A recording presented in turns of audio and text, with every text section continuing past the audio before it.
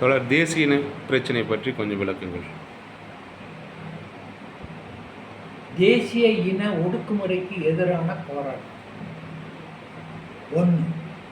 தமிழ் தேசிய இனம் எப்படியெல்லாம் ஒடுக்கப்படுகிறது என்பதை முதலில் நாம் பட்டியலிட வேண்டும்.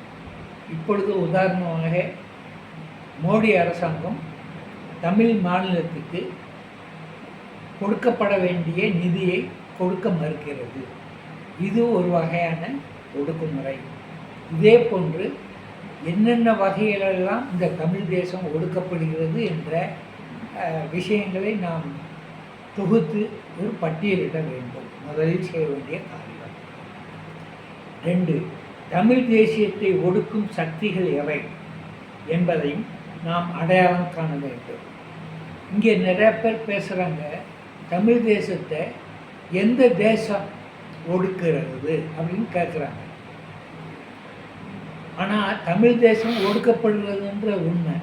இதை எந்தெந்த சக்திகள் ஒடுக்குகிறது என்பதை நாம் அடையாளம் காண வேண்டும்.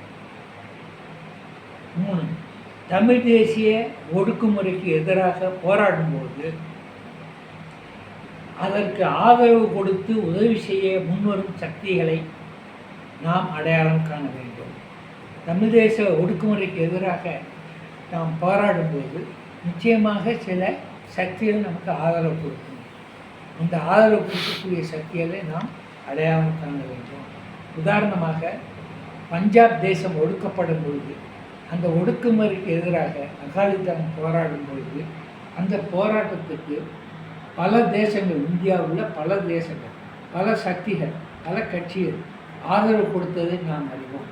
அவர்கள் எல்லாம் ஒரு தேசம் ஒடுக்குமுறைக்கு எதிராக விடுதலைக்காக போராடும்போது ஆதரவு கொடுக்கக்கூடிய சக்திகள் என்பதை நாம் புரிந்து கொள்ள வேண்டும். 4. தமிழ் தேசத்தை ஒடுக்கும் அந்நிய சக்திகளை எதிர்த்து போராடுவது மட்டும் அல்லாமல் தமிழ் தேசத்துக்குள் இருக்கும் உழைக்கும் மக்களை ஒடுக்கும் தமிழ் தேசத்தைச் சேர்ந்த ஒடுக்குமுறையாளர்களையும் நாம் எதிர்த்து போராட வேண்டும். ஒரு தமிழ் தேச ஒடுக்குமுறையிலிருந்து தமிழ் தேசத்தைச் சேர்ந்த மக்கள் மீதான ஒடுக்குமுறையிலிருந்து விடுதலை பெறுவதற்காக அந்த ஒடுக்குமுறை ஏற்று போராடும் பொழுது தமிழ் தேச மக்களைச் சேர்ந்த மக்களை அடக்கி ஒடுக்குகின்ற அந்நிய சக்தியை மட்டும் ஏற்று போராடுவதோடு நிற்கக்கூடாது. தமிழ் தேசத்துக்குள்ளே இருக்கக்கூடிய ஒடுக்குமுறையாளர்கள், சுரண்டலாளர்களையும் எதிர்த்து நாம் போராட வேண்டும்.